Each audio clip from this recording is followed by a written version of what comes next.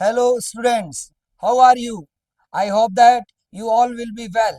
Myself, Engineer ML Chajed. I will teach you physics. According to short duration, we will discuss only about board level.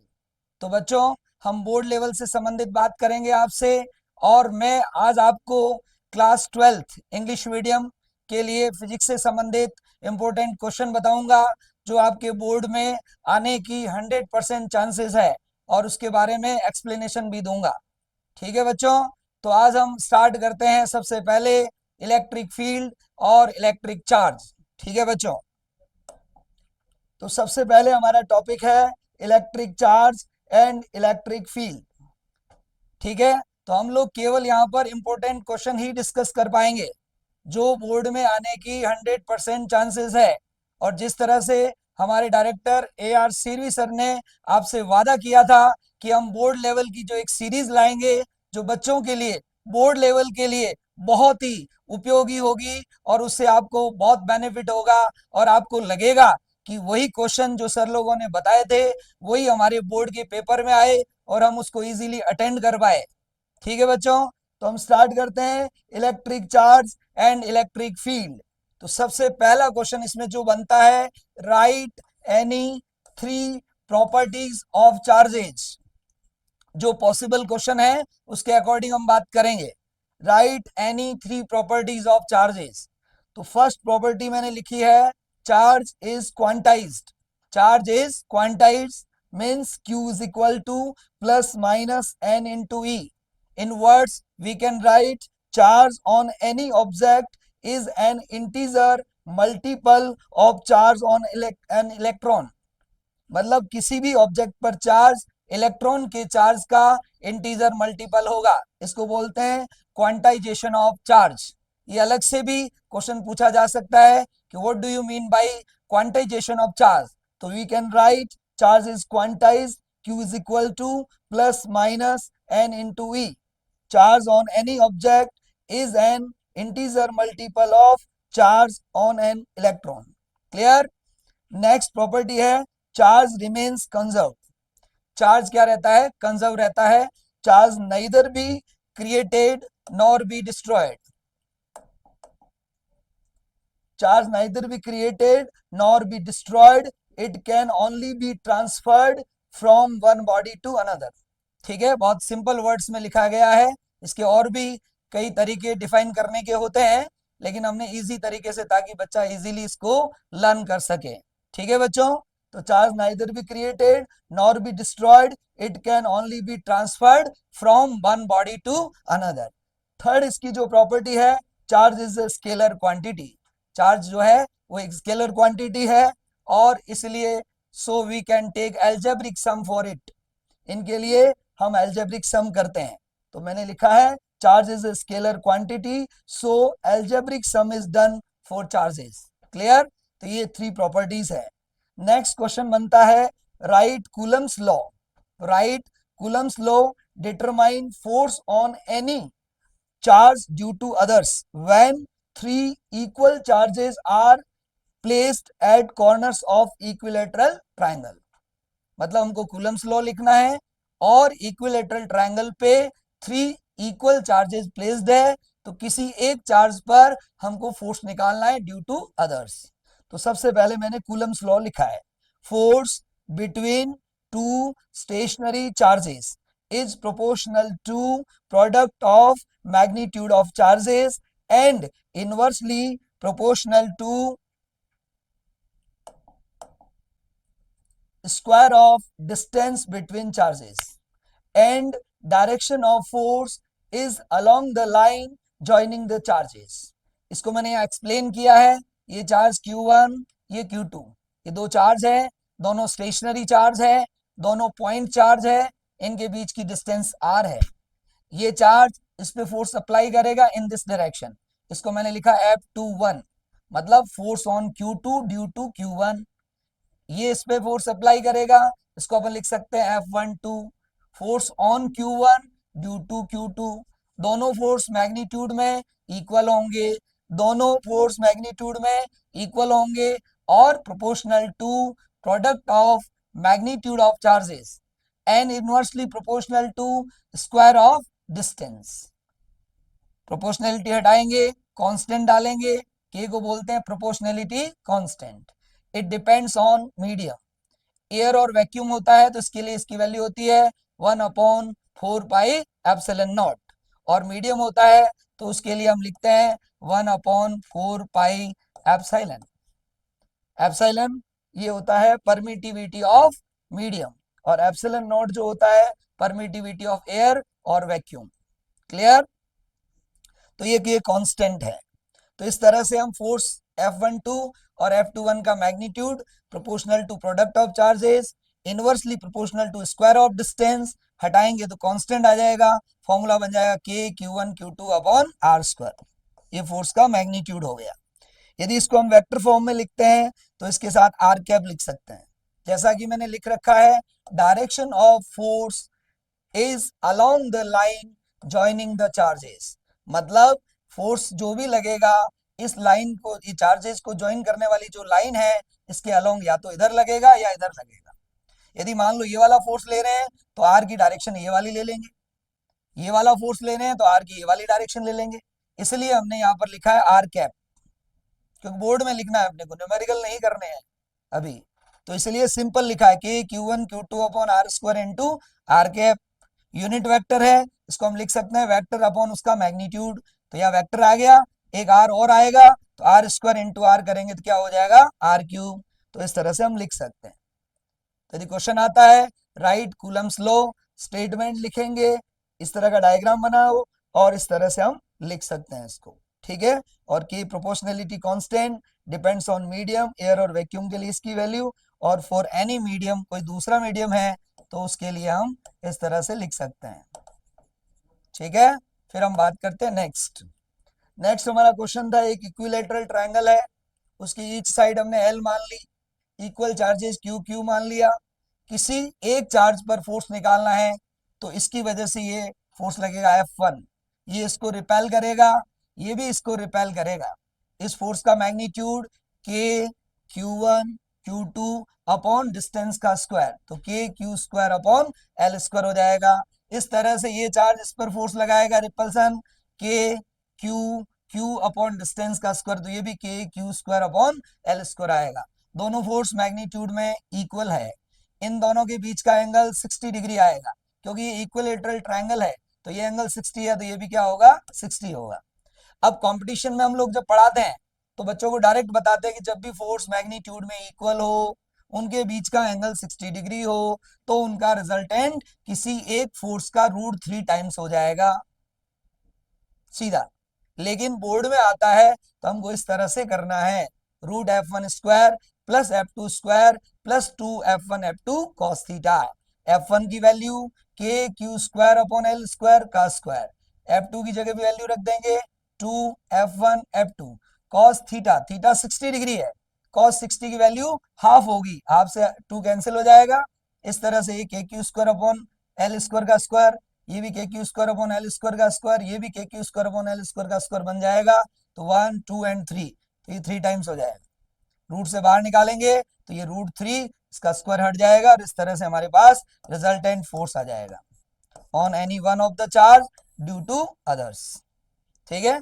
जो board में possibility होते हैं ना जिस तरह के क्वेश्चन की, वही क्वेश्चन आपको केवल बता रहे हैं. ठीक है ना? नहीं तो बहुत सारे क्वेश्चंस बनते हैं, बहुत सारे कंपटीशन में भी आते हैं. ठीक है? तो अभी हम वही डिस्कस कर रहे हैं जिसकी पॉसिबिलिटी है. ठीक है बच्चों? तो हम चलते हैं नेक्स्ट. नेक्स्ट हमारा क्वेश्चन है, define electric flux and right its unit and dimensional formula. Electric flux को डिफाइन करना है, उसका यूनिट निकालना है और डायमेंशनल फॉर्मूला. ठीक है बच्चों? तो सबसे पहले हम डिफाइन करते हैं, amount of field lines passing normal to surface placed in electric field. जैसे ये इलेक्ट्रिक फील्ड है, मैंने यूनिफॉर्म इलेक्ट्रिक फील्ड दिखा रखा है, और ये एक सरफेस है, इसको इस तरह से रखा हुआ है. इसका एरिया वेक्टर इसके सरफेस के प्लेन के परपेंडिकुलर होता है, ये एरिया वेक्टर है जो इलेक्ट्रिक फील्ड के साथ थीटा एंगल बना रहा है. तो इस तरह से रखा हुआ है.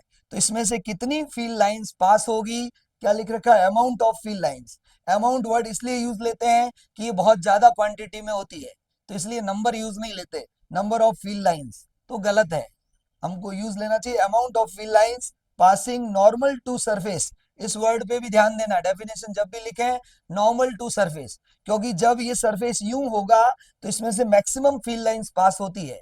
जब ये फील्ड सरफेस यूं होगा तो फील्ड लाइंस इसके परपेंडिकुलर होती है, इसके नॉर्मल होती है, उस समय इसमें से मैक्सिमम फील्ड लाइंस पास होती है।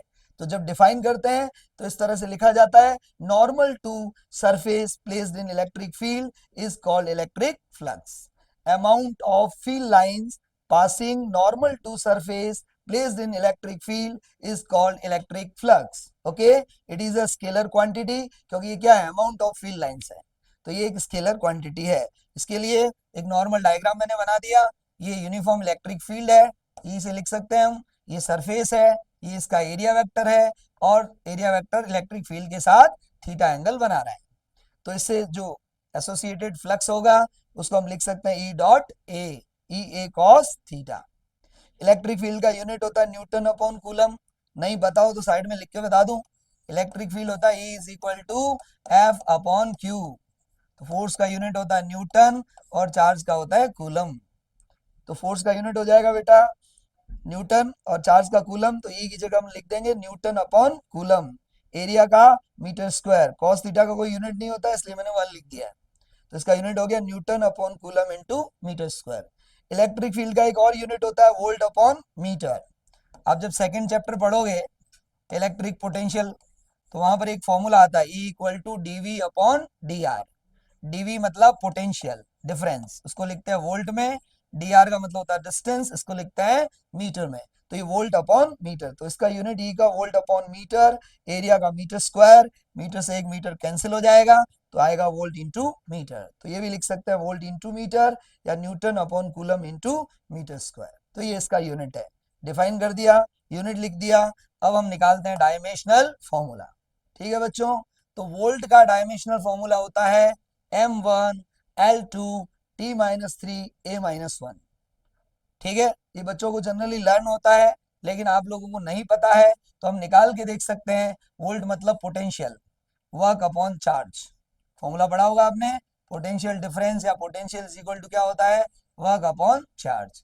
तो पोटेंशियल का यूनिट होता है volt, work upon charge, work का यूनिट होता है जूल, यदि यूनिट लिखे तो क्या लिखेंगे जूल, और चार्ज का होता है कूलम, तो जूल अपॉन कूलम को अपन क्या बोलते हैं, वोल्ट।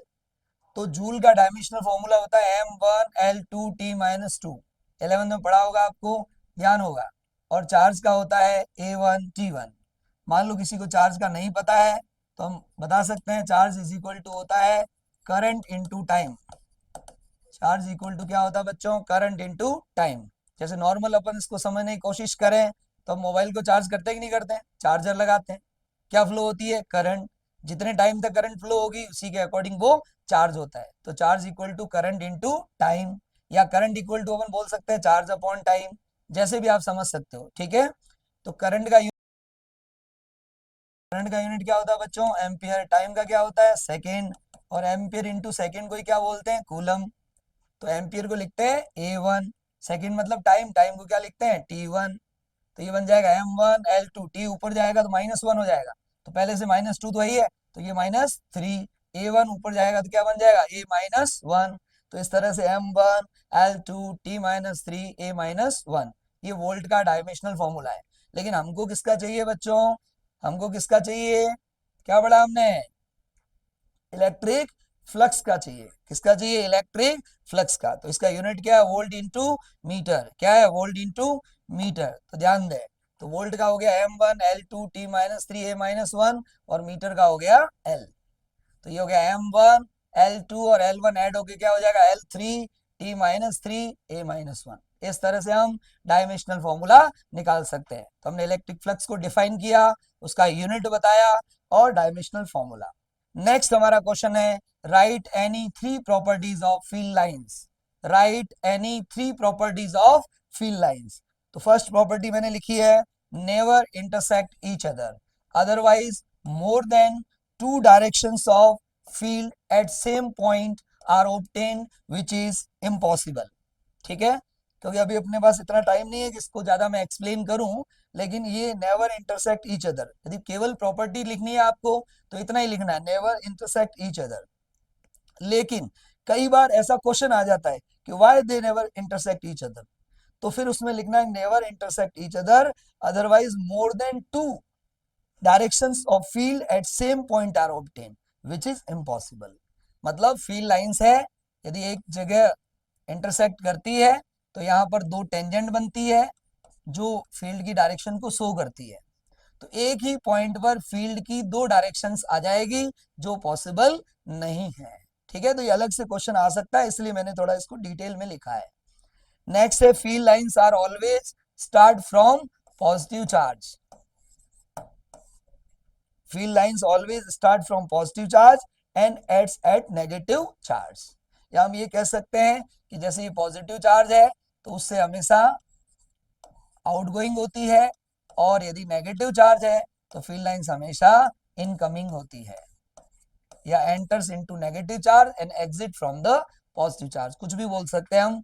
और नॉर्मल लैंग्वेज में field lines always start from positive and ends at negative charge. Third है parallel and equidistant field lines represent uniform electric field. यदि फील्ड लाइंस पैरेलल है, इक्विडिस्टेंट है, तो यूनिफॉर्म इलेक्ट्रिक फील्ड को represent करती है। तो इस तरह से ये three properties of field lines mostly पूछा जाता है, टू प्रॉपर्टीज, कई बार थ्री प्रॉपर्टीज भी पूछा जाता है। तो ये इंपॉर्टेंट क्वेश्चन है बोर्ड के हिसाब से। नेक्स्ट है बच्चों स्टेट गॉस लॉ। 100% बोर्ड का पेपर बनेगा तो उसमें गॉस लॉ का स्टेटमेंट आता ही आता है, और उसकी कोई ना कोई एक एप्लीकेशन आती है। तो उसमें सबसे इंपॉर्टेंट एप्लीकेशन है expression of electric field intensity due to infinitely long linear charge distribution. समझ पा रहे हैं आप? State Gauss law and derive an expression of electric field intensity due to infinitely long linear charge distribution. तो सबसे पहले Gauss law को हम स्टेट करेंगे, मतलब उसका स्टेटमेंट लिखेंगे। Electric flux associated with any closed surface is equal to product of 1 upon epsilon naught and algebraic sum of charges enclosed by the closed surface। closed surface कैसा भी हो सकता है, जैसे अपन ज्यादा डिटेल में तो नहीं पढ़ रहे हैं, लेकिन जब कंपटीशन में हम लोग पढ़ाते हैं या क्लास में जब पढ़ाते हैं तो हम ये बहुत सारी चीजें इससे रिलेटेड बताते हैं, क्योंकि उससे रिलेटेड क्वेश्चंस आते हैं। तो हम बताते हैं कि भाई गॉस लॉ जो है वो इसके शेप पे डिपेंड नहीं करता, इसकी साइज पे डिपेंड नहीं करता। मान लो ये 2 सेंटीमीटर रेडियस का स्फीयर है और इससे एसोसिएटेड फ्लक्स मान लो फाई है। अब यदि इस सरफेस को 4 सेंटीमीटर रेडियस का कर दें तो बताओ एसोसिएटेड फ्लक्स क्या होगा? तो फाई रहेगा, क्योंकि ये शेप और साइज पे डिपेंड नहीं करता। ये क्या किस पे डिपेंड करता है? एनक्लोज चार्ज पे। इस सरफेस ने कितना चार्ज एनक्लोज कर रखा है इनटू 1 अपॉन एप्सिलॉन नॉट, ये है फ्लक्स फाई। अब जब हमने फ्लक्स का फॉर्मूला इससे पहले जो लिखा था वो लिखा था बच्चों phi equal to E dot A, ठीक है, लेकिन वो यूनिफॉर्म इलेक्ट्रिक फील्ड के लिए लिखा था। जब नॉन यूनिफॉर्म इलेक्ट्रिक फील्ड होता है तो स्मॉल सरफेस के लिए लिखते हैं पहले ई डॉट डी एस और फिर उसका इंटीग्रेशन करते हैं, और जब क्लोज सरफेस होता है तो इस तरह का सर्कल बनाते हैं, ठीक है ना। तो ई डॉट डी एस और ये सर्कल क्लोज सरफेस को रिप्रेजेंट करता है, ठीक है। तो flux E dot D S integration close surface vector वगैरह का पूरा ध्यान रखना है लिखने में बोर्ड में, नहीं तो मार्क्स नहीं आएंगे। Sigma Q upon epsilon not, तो ये स्टेटमेंट हो गया। इसको अपन इस तरह से लिख सकते हैं मैथमेटिकली, और ये इसका डायग्राम हो गया कि भाई ये क्लोज सरफेस है, इसमें इनक्लोज चार्ज है, और ये फ्लक्स जो एसोसिएट होगा वो उसकी वैल्यू इसके इक्वल होगी। वो फिर डिपेंड करेगा कि पॉजिटिव चार्ज है टोटल तो फ्लक्स आउटगोइंग होगा, टोटल चार्ज नेगेटिव है तो फ्लक्स इनकमिंग होगा, टोटल चार्ज जीरो है तो फ्लक्स जीरो होगा। तो अलग अलग कंडीशंस है, ठीक है बच्चों। तो इस तरह से हमने सबसे पहले गॉस लॉ को स्टेट किया। नेक्स्ट, अब हमारा पॉइंट है लीनियर चार्ज डिस्ट्रीब्यूशन की वजह से इलेक्ट्रिक फील्ड इंटेंसिटी निकालना, ठीक है। तो मैंने यहाँ पर डायग्राम बनाया है। First of all we have to determine the direction of electric field, so we have to take two small elements which are symmetrical. जिस तरह से आपको डायग्राम में दिख रहा है, आर डिस्टेंस पे हमने एक पॉइंट लिया, उस पॉइंट पे हमें इलेक्ट्रिक फील्ड निकालना है। यहाँ पर हमने दो स्मॉल एलिमेंट्स लिए जो यहाँ से सेम डिस्टेंस पे है, ताकि इनकी वजह से इलेक्ट्रिक फील्ड सेम होगा मैग्नीट्यूड में, लेकिन डायरेक्शन में डिफरेंट होगा। इनका बिहेवियर पॉइंट चार्ज की तरह होगा। पॉजिटिव चार्ज लिया है अपन ने, क्योंकि हमारी सोच पॉजिटिव है, तो इसलिए हमने पॉजिटिव चार्ज लिया है। तो ये पॉजिटिव चार्ज की वजह से इलेक्ट्रिक फील्ड इधर होगा और इस पॉजिटिव चार्ज की वजह से इधर होगा। ठीक है, क्योंकि हम इलेक्ट्रिक फील्ड की डायरेक्शन निकालना चाहते हैं, तो इसीलिए हमने ये दो स्मॉल एलिमेंट लिए हैं, सेम लेंथ के, मतलब इन पे चार्ज सेम है, ये डिस्टेंस सेम है, तो इनकी वजह से जो इलेक्ट्रिक फील्ड होगा उनका मैग्नीट्यूड भी सेम होगा।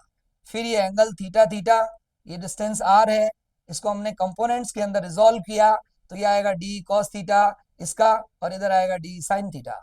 ये डी है, इधर आएगा D cos theta D sine theta. Equal और ऑपोजिट है, कैंसिल हो जाएंगे और ये दोनों ऐड होंगे और रिजल्टेंट इलेक्ट्रिक फील्ड इधर आएगा। तो इस तरह से इलेक्ट्रिक फील्ड की जो डायरेक्शन है, रिजल्टेंट इलेक्ट्रिक फील्ड की जो डायरेक्शन है, वो चार्ज डिस्ट्रीब्यूशन जो है उसके परपेंडिकुलर आएगी। समझ में आई बात बच्चों? इलेक्ट्रिक फील्ड की जो डायरेक्शन है वो चार्ज डिस्ट्रीब्यूशन के परपेंडिकुलर आएगी, क्योंकि सबसे पहले हम डायरेक्शन निकालेंगे, उसके बाद ही हम गॉस लॉ को अप्लाई करेंगे और इलेक्ट्रिक फील्ड इंटेंसिटी निकाल सकते हैं। ठीक है, फिर मैंने ज्यादा थ्योरी अभी लिखी नहीं है इसमें, केवल एक्सप्लेन किया है। Assume linear charge density lambda, ठीक है, और फिर हम कहेंगे we draw Gaussian surface as shown in diagram. We draw Gaussian surface as shown in diagram that may be cylindrical, ऐसा लिख सकते हैं अपन। ठीक है, तो इस तरह से सिलेंड्रिकल अपन ने गॉसियन सरफेस बनाया। इसकी लेंथ हमने एज्यूम कर ली स्मॉल एल। ठीक है, अब इसके थ्री सरफेस है, एक सरफेस को हमने मान लिया S2, इसको मान लिया S3, और इस वाले सरफेस को हमने मान लिया S1। दो सर्कुलर हो गए, एक S2 और एक S3, और दूसरा जो कर्व्ड सरफेस है इस तरह का, उसको हमने S1 एज्यूम कर लिया। इसका स्मॉल एलिमेंट लिया हमने, सरफेस एरिया इसके परपेंडिकुलर इस तरह होगा, इसका सरफेस एरिया इस तरफ परपेंडिकुलर होगा, इसका जो स्मॉल एलिमेंट होगा उसका सरफेस एरिया उस तरफ परपेंडिकुलर होगा। इलेक्ट्रिक फील्ड की डायरेक्शन बताया अभी, जैसा चार्ज डिस्ट्रीब्यूशन के परपेंडिकुलर होती है, तो इधर भी परपेंडिकुलर, इधर भी परपेंडिकुलर और इधर भी परपेंडिकुलर होगी। ठीक है, अब हम यूज लेंगे गॉस लॉ। तो क्या किया हमने, लीनियर चार्ज डिस्ट्रीब्यूशन बना दिया, उसके अराउंड गॉसियन सरफेस बना दिया, उसके तीन सरफेस है, एक S1, इसको S1, ये S2, ये S3, ये स्मॉल एलिमेंट लिया, ये इसका सरफेस एरिया और इसकी डायरेक्शन, ये इसका सरफेस एरिया और ये इसकी डायरेक्शन स्मॉल एलिमेंट की, और इसका जो सरफेस एरिया का स्मॉल एलिमेंट होगा उसकी डायरेक्शन इधर होगी। इलेक्ट्रिक फील्ड इधर, इलेक्ट्रिक फील्ड इधर, इलेक्ट्रिक फील्ड इधर। अब हम यूज करेंगे गॉस लॉ। गॉस लॉ का सबसे पहले हमने मैथमेटिकल फॉर्म लिख दी। ठीक है बच्चों, अब आगे चलते हैं अपन। अब इसको तीन पार्ट्स के अंदर डिवाइड कर दिया। अब आपको यहाँ पर सर्कल यूज नहीं लेना है, एक तो ध्यान रखना है। दूसरा है, जब भी आप लिखो वेक्टर वगैरह का पूरा ध्यान रखें। डॉट प्रोडक्ट है तो डॉट प्रोडक्ट लिखना है, जहाँ वेक्टर है वहां वेक्टर लिखने हैं, कोई गलती नहीं करे, और सर्कल नहीं लगाने हैं, क्योंकि तीनों सरफेस मिलकर एक क्लोज सरफेस बनता है। ये अलग अलग सरफेस S1, S2, S3 अपने आप में क्लोज सरफेस नहीं है, so don't use circle. Okay, अब E डॉट DS1, जैसा कि आपने डायग्राम में देखा कि E और DS1 की डायरेक्शन सेम है, इनके बीच में एंगल 0 है, ये परपेंडिकुलर है, ये परपेंडिकुलर है, वही चीज यहाँ पर यूज ली गई है। E डॉट DS1 इसको लिखा, अब देखो वेक्टर हटा दिया है, इसका भी वेक्टर हट गया है, और angle cos theta, A dot B, A B cos theta, angle 0 तो 0 लिख दिया। इसमें E DS2 cos 90, E DS3 cos 90। अब है सिग्मा क्यू। सिग्मा क्यू क्या होता है बच्चों, charge enclosed by the Gaussian surface. ये जो सरफेस बनाते हैं हम, क्लोज सरफेस जो बनाते हैं, जिसके लिए हम गॉस लॉ यूज लेते हैं, उसको गॉसियन सरफेस बोलते हैं। तो charge enclosed by the Gaussian surface, तो इस गॉसियन सरफेस के अंदर कितना चार्ज एनक्लोज्ड होगा बच्चों, तो लैम्डा क्या था, लीनियर चार्ज डेंसिटी। क्या था बच्चों, लीनियर चार्ज डेंसिटी, मतलब charge per unit length, charge per unit length. तो इसकी लेंथ कितनी है, L, तो इसके अंदर कितना चार्ज आ जाएगा, लैम्डा इंटू एल। ये चार्ज पर यूनिट लेंथ है और इसकी लेंथ L है, तो क्या करेंगे, लैम्डा इंटू एल। तो इसलिए मैंने यहाँ पर लिख रखा है lambda into L. Sigma Q की जगह क्या लिख रखा है बच्चों, lambda into L upon epsilon naught. अब cos 90 है तो 0 होगा, तो ये पूरा 0 हो जाएगा, cos 90 0 तो ये पूरा 0 हो जाएगा। ठीक है, और EDS1 cos 0 1 होता है। ठीक है, ये सब 0 हो गए, ये लिख दिया। अब गॉसियन सरफेस जो भी होता है वो हमेशा सिमेट्रिकल होता है, गॉसियन सरफेस क्या होता है बच्चों? सिमेट्रिकल होता है। आप देख सकते हैं इसके अंदर ये जो सरफेस हमने बनाया है वो क्या करता है, इस पूरे चार्ज को सिमेट्रिकली एनक्लोज कर रहा है। ठीक है, तो इस सरफेस पर कोई भी पॉइंट होगा इस चार्ज से सेम डिस्टेंस पे होगा, मतलब इसका जो इफेक्ट आएगा, जो इलेक्ट्रिक फील्ड होगा इसकी वजह से, वो सब जगह उसका मैग्नीट्यूड सेम होगा, और इसी तरह से इधर भी सब जगह मैग्नीट्यूड सेम होगा, क्योंकि इस सरफेस का ईच पॉइंट चार्ज से सेम डिस्टेंस पे है, इसलिए इस चार्ज का इफेक्ट इसके ईच पॉइंट पर सेम होगा। मतलब इलेक्ट्रिक फील्ड इंटेंसिटी की वैल्यू जो होगी वो इस सरफेस के ईच पॉइंट पर सेम होगी। So we can take out E from integration, integration से इसको बाहर ले सकते हैं, पीछे ये बचेगा lambda l upon epsilon naught. अब ये आ गया ds1 जो सरफेस है उसका पूरा सरफेस एरिया निकालना है। इंटीग्रेशन का मतलब यही होता है कि पूरा सरफेस एरिया हमको निकालना है। तो ये आपका S1 सरफेस है जिसका ये एलिमेंट आपने लिया है, तो इसका पूरा सरफेस एरिया निकालना है। तो इसका सरफेस एरिया होता है बच्चों 2πr, तो इसकी होती है सरकमफ्रेंस इंटू एल, क्योंकि सरफेस एरिया निकालना आपने को, केवल बाहर वाला सरफेस एरिया निकालना, आउटर एरिया निकालना है, तो 2πr इंटू एल। तो यहाँ पर अपन यूज लेंगे 2πr इंटू एल। आप देख सकते हैं 2πr इंटू एल, एल से एल कट जाएगा, तो E इज इक्वल टू आएगा lambda upon epsilon not, 2πr नीचे आ जाएगा, 2 का मैंने ऊपर नीचे मल्टीप्लाई किया, 2 यहाँ 2 से इंटू करेंगे तो 4 पाई एप्सिलॉन नॉट आर हो जाएगा, 1 अपॉन 4 पाई एप्सिलॉन नॉट के होता है, तो मैंने लिख दिया 2k लैम्डा बाई आर। ठीक है ना, ये 2 ये रहा 1 अपॉन 4 पाई एप्सिलॉन नॉट के लैम्डा अपॉन आर, और वेक्टर फॉर्म में लिखेंगे तो E is equal to 2k lambda by r, r cap मतलब आर की डायरेक्शन में, क्योंकि आपने देखा होगा जब अपन ने लीनियर चार्ज लिया, ठीक है, तो इलेक्ट्रिक फील्ड की डायरेक्शन इधर आई थी, इसका मतलब किस डायरेक्शन में आया था, ये आर की डायरेक्शन, ये पॉइंट था, इलेक्ट्रिक फील्ड इधर आया था, इसका मतलब आर की डायरेक्शन में, तो हम लिख सकते हैं आर कैप। और एक्स्ट्रा में हम ऐसे भी कई बार कर्व वगैरह भी बना सकते हैं, ठीक है ना, इससे एग्जामिनर कई बार इम्प्रेस भी होता है, यदि टाइम हो और थोड़ा बहुत एक्स्ट्रा भी लिखे तो चलता है, लेकिन ज्यादा नहीं लिखना, फालतू नहीं लिखना है ना। ई प्रोपोर्शनल टू 1 अपॉन आर, तो ई और आर में इस तरह का कर्व आ जाएगा। ठीक है बच्चों, ठीक है बच्चों, तो फिर अपन आगे चलते हैं next. Electric field due to uniformly charged infinitely long non conducting sheet. Gauss law के अंदर मोस्टली 3 एप्लीकेशंस पूछी जाती है। फर्स्ट एप्लीकेशन हमने डिस्कस करी लीनियर चार्ज डिस्ट्रीब्यूशन, और सेकंड है uniformly charged infinitely long non conducting sheet, इसके बारे में बात करेंगे। ठीक है बच्चों, तो ये है आपकी infinitely long non conducting sheet. Sigma इसकी सरफेस चार्ज डेंसिटी अपन एज्यूम कर लेंगे, सरफेस चार्ज डेंसिटी सिग्मा। ठीक है, थ्योरी में हम लिख सकते हैं as shown in diagram, there is a non conducting sheet which is uniformly charged with surface charge density sigma। ठीक है, then we draw the diagram। तो ये डायग्राम बना लिया हमने, ये गॉसियन सरफेस है जो सिलेंड्रिकल बनाया है मैंने। ठीक है, इसमें 3 सरफेस है, एक तो S1 हो जाएगा, एक ये वाला जो कर्व्ड सरफेस है इस तरह का S2 हो जाएगा, और ये वाला सरफेस S3 हो जाएगा। इसका स्मॉल एलिमेंट DS1, इसका स्मॉल एलिमेंट DS2, और इसका स्मॉल एलिमेंट DS3।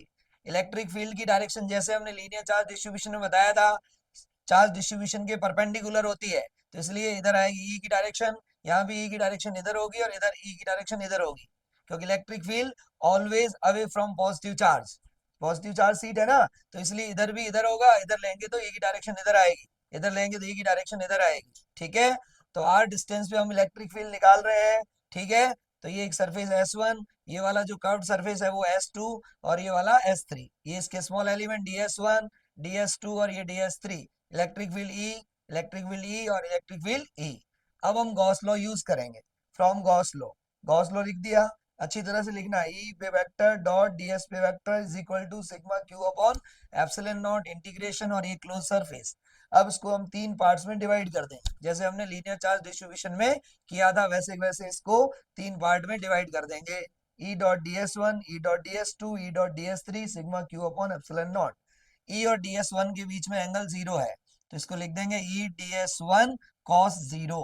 जैसे इसको सॉल्व करेंगे ना वेक्टर वगैरह हट जाएगा, डॉट नहीं लगाना है, क्लोज सरफेस का साइन भी नहीं लगाना है। ई ds2 cos 90, इन दोनों के लिए cos 90 होगा। ठीक है, और थर्ड वाला जो है उसमें ई और ds3 दोनों की डायरेक्शन सेम है, तो उसके लिए भी क्या आएगा, ई ds3 cos 0। ठीक है बच्चों, equal to sigma Q upon epsilon not.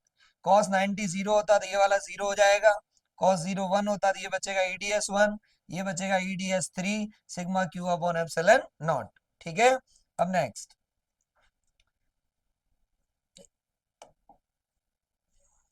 Next next में ई को मैंने इंटीग्रेशन से बाहर ले लिया।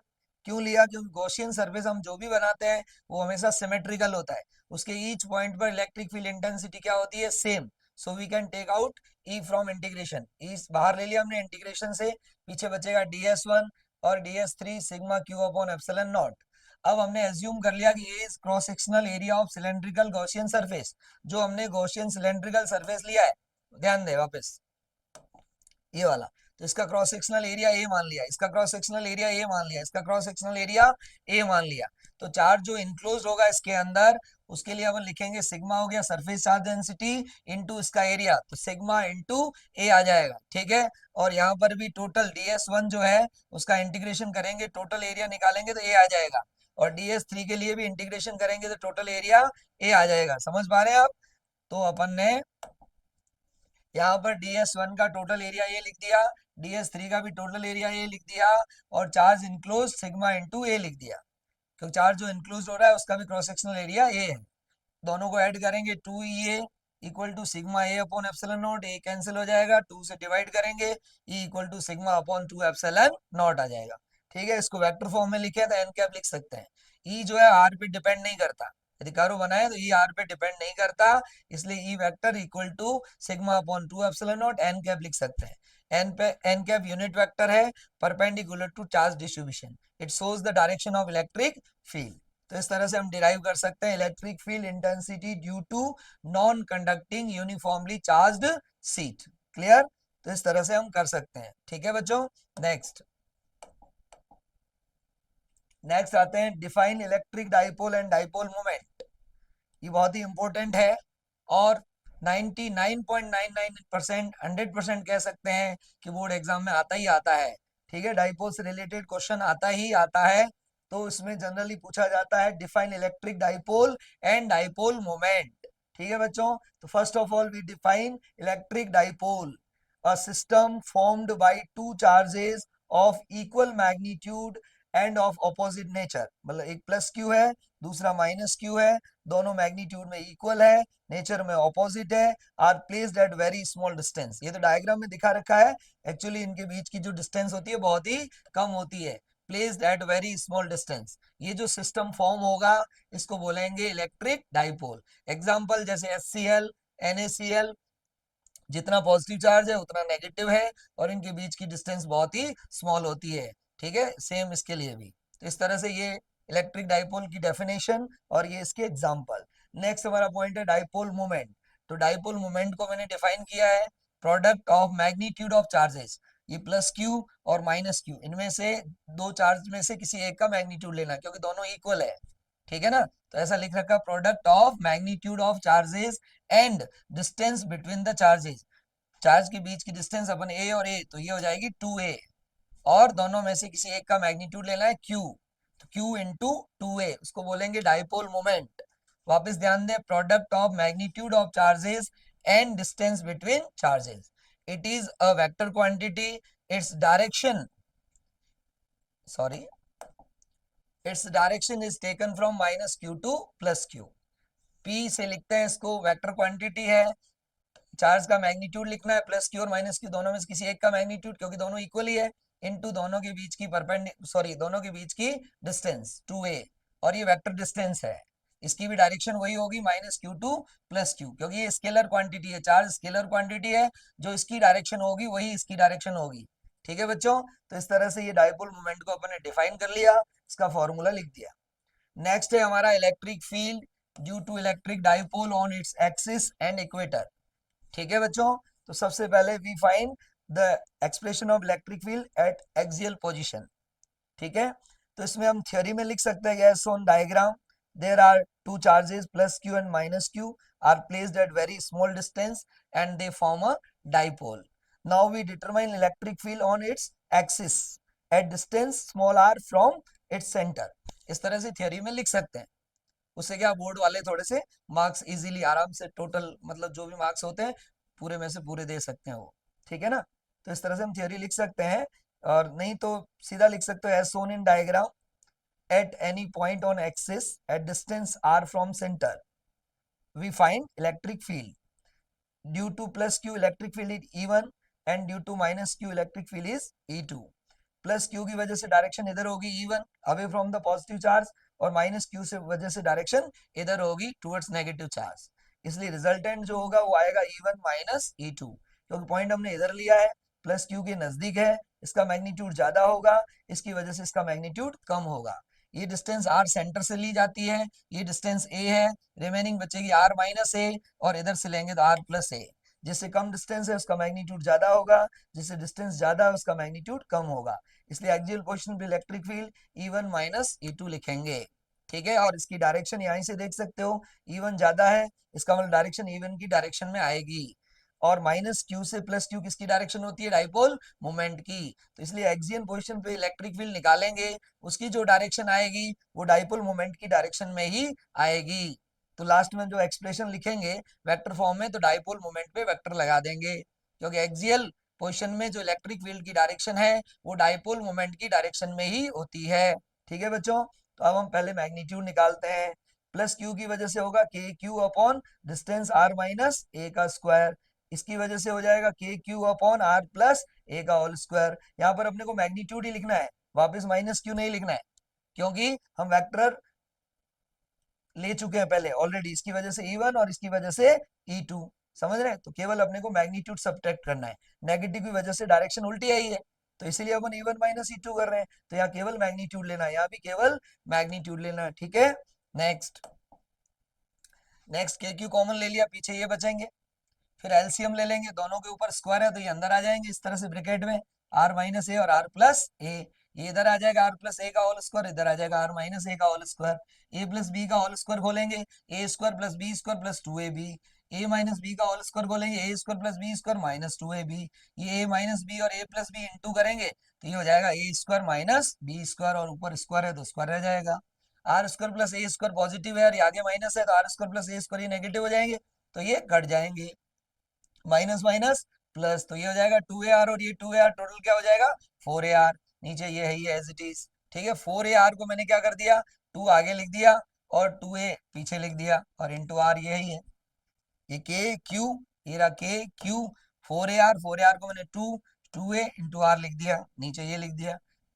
q इंटू टू ए को मैं क्या लिख सकता हूँ p डाइपोल मोमेंट जैसा कि अपन ने पढ़ा डाइपोल मोमेंट क्या होता है magnitude of any one of the charge into distance between them. तो P is equal to q into two a. तो हमने Q इंटू टू ए को क्या लिख दिया बच्चों P तो टू के P इंटू आर अपॉन ये आ जाएगा। फिर R is very very greater than a ले ले क्योंकि जनरली क्या होता है डाइपोल के जो चार्जेस होते हैं उनके बीच की डिस्टेंस बहुत ही कम होती है। ठीक है ना बच्चों। तो अपन क्या कर सकते हैं इस आर के कंपैरिजन में इस ए को छोड़ सकते हैं तो नीचे क्या बचेगा आर स्क्वायर। कब छोड़ेंगे जब r is very very greater than a हो तो आर स्क्वायर ही बचेगा इसको छोड़ देंगे नेग्लेक्ट कर देंगे आर स्क्वायर का स्क्वायर होगा तो आर की पावर 4 हो जाएगा एक आर कट जाएगा पीछे क्या बचेगा आर क्यूब। तो ये एक्सियल क्या आएगा 2 kp अपॉन आर क्यूब। और यदि हम इसको वेक्टर फॉर्म में लिखना चाहते हैं बच्चों तो ऐसे लिखेंगे ये axial equal to 2 kp upon r cube क्योंकि जो p की डायरेक्शन है वही इलेक्ट्रिक फील्ड की डायरेक्शन होती है लिख रखा है मैंने since direction of field on axis is along the direction of dipole moment. Clear. Next है इक्वेटर पे थ्योरी के वही पॉइंट्स लिख सकते हो इक्वेटर पे कि we find electric field intensity at distance r from centre on its equator. Electric field due to plus q is E1 due to minus q is E2। E1 और E2 magnitude में equal होंगे k Q upon distance का square. ये distance क्या है r ये क्या है a यहाँ से यहाँ a यहाँ से यहाँ डिस्टेंस क्या है r। तो पाइथागोरस थ्योरम से ये क्या हो जाएगी रूट आर स्क्वायर प्लस ए स्क्वायर। क्यू डिस्टेंस ये का स्क्वायर करेंगे तो E1 आ जाएगा। E1 क्या होता है के क्यू अपॉन डिस्टेंस का square behaves as a point charge. ये भी माइनस क्यू है मैग्नीट्यूड में सेम है डिस्टेंस सेम है ये भी तो इसका भी मैग्नीट्यूड सेम आएगा तो E1 और E2 का मैग्नीट्यूड सेम आएगा के क्यू अपॉन डिस्टेंस का स्क्वायर। स्क्वायर करेंगे रूट हट जाएगा के Q upon r square plus ए स्क्वायर। अब इसकी वजह से E1 आएगा, इसकी वजह से E2 आएगा, दोनों मैग्नीट्यूड में सेम होंगे, तो रिजल्टेंट एकदम बीचों बीच सेंटर में आएगा, दोनों साइड के एंगल इक्वल होंगे। इसका कंपोनेंट लूंगा तो इधर आएगा E1 cos थीटा, इधर क्या आएगा E1 sin थीटा। इसी तरह से E2 है, इसका एक कंपोनेंट E2 cos थीटा आएगा, इधर क्या आएगा बच्चों E2 sin थीटा। ये दोनों कंपोनेंट इक्वल और ऑपोजिट है तो कैंसिल हो जाएंगे, ये दोनों ऐड हो जाएंगे, रिजल्टेंट इलेक्ट्रिक फील्ड की डायरेक्शन इस तरह से इधर आ जाएगी। ठीक है, और ये लाइन इसके पैरेलल है, ये एंगल इक्वल है, ये इसके कंपोनेंट्स है E1 cos थीटा, और इसका भी जिधर थीटा होता है ना उधर cos थीटा, और दूसरा परपेंडिकुलर sin थीटा, जिधर थीटा होता है उधर वाला cos थीटा और इधर वाला sin थीटा, ये दोनों इक्वल और ऑपोजिट है तो कैंसिल हो जाएंगे, ये दोनों ऐड होकर रिजल्टेंट इलेक्ट्रिक फील्ड इधर आएगा, तो आ जाएगा E1 cos theta plus E2 cos theta. अब डाइपोल मोमेंट की डायरेक्शन किधर होती है बच्चों, माइनस क्यू से प्लस क्यू, जबकि इलेक्ट्रिक फील्ड की डायरेक्शन किधर आ रही है, उल्टी, इसकी रिवर्स। ठीक है, तो इसलिए अपन इक्वेटर पे इलेक्ट्रिक फील्ड वेक्टर फॉर्म में लिखेंगे तो वहां पर P माइनस पी के ऊपर वेक्टर लगाएंगे, क्योंकि इलेक्ट्रिक फील्ड की जो डायरेक्शन है वो डाइपोल मोमेंट की ऑपोजिट है। ठीक है, तो सबसे पहले तो अपन मैग्नीट्यूड निकाले, E1 cos theta plus E2 cos theta, E1 की value k Q upon r square plus ए square into cos theta, E2 की वैल्यू भी सेम है इंटू कॉस थीटा, दोनों एक जैसे हैं तो डबल हो जाएंगे, 2 के क्यू अपॉन डिस्टेंस का स्क्वायर इंटू कॉस थीटा, 2 के क्यू अपॉन ये कॉस थीटा की वैल्यू। वापस देखें, ये लाइन और ये लाइन पैरेलल है, ये एंगल थीटा है और ये भी थीटा, इक्वल होंगे, अल्टरनेट एंगल इक्वल होंगे, ये थीटा तो ये भी थीटा है। ये राइट एंगल ट्राइंगल दिख रहा है आपको, cos थीटा लेंगे, थीटा के पास वाली साइड बेस, ठीक है, और 90 डिग्री के सामने वाली साइड हाइपोटेनियस, तो cos थीटा क्या आएगा, base upon hypotenuse, a upon root r square plus A square. ध्यान दें, तो cos थीटा की वैल्यू क्या लिखी, a upon root r square plus A square, के ये रहा, ये 2 को मैंने पीछे लिख दिया a के साथ, तो q इंटू 2a हो जाएगा, आर स्क्वायर प्लस ए स्क्वायर की पावर 1, रूट का मतलब हाफ, जब बेस सेम होता है तो पावर ऐड होती है, तो 1.5 क्या होगा, 3/2, क्यू इंटू 2a को क्या लिख देंगे p, तो k p upon r square plus ए स्क्वायर की पावर 3/2। वापस वही condition, r is very very greater than a, तो आर स्क्वायर के कंपैरिजन में ए स्क्वायर को छोड़ देंगे, तो आर स्क्वायर की पावर 3/2, 2 से 2 कैंसिल, क्या आएगा k p upon r cube, axial position में क्या आया था 2 के पी अपॉन आर क्यूब, इसमें क्या आएगा बच्चों k p upon r cube, vector form में लिखेंगे तो k minus p upon r cube, क्योंकि मैंने बताया आपको इक्वेटोरियल पोजीशन के अंदर इलेक्ट्रिक फील्ड की डायरेक्शन डाइपोल मोमेंट की ऑपोजिट डायरेक्शन में आती है। ठीक है बच्चों, अब नेक्स्ट आगे चलते हैं अपन, force and torque on electric dipole. ठीक है, as shown in diagram, dipole is placed in uniform electric field at an angle theta, then force on it is equal to QE, plus का plus Q पे charge लगेगा plus QE, minus Q पे लगेगा minus QE, ये minus Q, force equal है और opposite है direction में, तो नेट फोर्स क्या हो जाएगा बच्चों, जीरो, तो इसलिए नेट फोर्स तो जीरो होगा। फिर मैंने लिखा since forces are equal and opposite but having different lines of action, इनकी लाइन ऑफ एक्शन अलग है, इसकी फोर्स यूं लग रहा है, ये दूसरा वाला यूं लग रहा है, ये इसकी लाइन ऑफ एक्शन है, ये इसकी लाइन ऑफ एक्शन है, ये क्या प्रोड्यूस करेंगे, टॉर्क, उसकी वजह से ये डाइपोल रोटेट करेगा और try to align in direction of electric field, electric field की डायरेक्शन में आने की ट्राई करेगा, तो इसलिए लिखा different lines of action so produce torque, इसलिए वो टॉर्क प्रोड्यूस करेंगे। यदि लाइन ऑफ एक्शन सेम होती है ना, जैसे एक इधर कोई फोर्स लग रहा है इधर लग रहा है, दोनों की लाइन ऑफ एक्शन सेम होती है, टॉर्क नहीं लगता है, लेकिन एक की लाइन ऑफ एक्शन इधर है और एक की यूं है, तो क्या लगेगा, टॉर्क लगेगा, ये वाला इसको यू रोटेट करवाएगा इस तरह से और ये वाला इसको यू रोटेट कराएगा, तो दोनों क्लॉकवाइज ही रोटेट करवा रहे हैं, try to align in direction of field. Okay, so we can say lines of actions are different so produce torque is equal to force into perpendicular distance between forces, जब भी दो force equal हो opposite हो तो उनकी वजह से जब भी टॉर्क निकाला जाता है तो क्या करते हैं बच्चों, किसी एक फोर्स का मैग्नीट्यूड और फोर्सेस के बीच की परपेंडिकुलर डिस्टेंस, ये डिस्टेंस कितनी है बच्चों 2a, ये डाइपोल मोमेंट की डायरेक्शन है, ये इलेक्ट्रिक फील्ड की डायरेक्शन है, ये एंगल हमने क्या एज्यूम कर लिया थीटा, तो ये एंगल भी क्या होगा थीटा, ये डिस्टेंस कितनी है 2a, तो ये इस फोर्स की लाइन ऑफ एक्शन है, ये इस फोर्स की लाइन ऑफ एक्शन है, तो ये परपेंडिकुलर डिस्टेंस हो जाएगी। इसको निकालने के लिए हमने क्या बना दिया बच्चों, ट्रायंगल, ये डिस्टेंस 2a, ये एंगल थीटा, तो ये आएगी 2a cos थीटा और ये वाली क्या आएगी 2a साइन थीटा। तो हमको परपेंडिकुलर डिस्टेंस चाहिए 2a साइन थीटा, तो 2a साइन थीटा लिख दिया। ठीक है बच्चों, तो q इंटू 2a क्या हो गया p, तो इसको p लिख दिया, into e into sine theta, तो p साइन थीटा। इसको वेक्टर फॉर्म में लिखें तो टो इज इक्वल टू क्या आएगा, p क्रॉस e। तो इस तरह से फर्स्ट चैप्टर जो अपना है stationary charge and electric field, या electric charge and electric field जो भी बोलते हैं हम, ठीक है, उसके अंदर जो जो इंपॉर्टेंट क्वेश्चन बनते हैं थियोरी के वो हमने डिस्कस किए। ठीक है, और नेक्स्ट वीडियो के अंदर हम जो पॉसिबल न्यूमेरिकल्स हैं जो बोर्ड में पूछे जा सकते हैं उनके बारे में डिस्कस करेंगे और नेक्स्ट चैप्टर के बारे में बात करेंगे। इससे रिलेटेड आपको कोई भी दिक्कत हो, कुछ भी प्रॉब्लम हो, आप कमेंट्स कर सकते हैं ना, और भी कोई प्रॉब्लम होगी तो हम शॉर्ट आउट करेंगे। आज के लिए थैंक यू, धन्यवाद।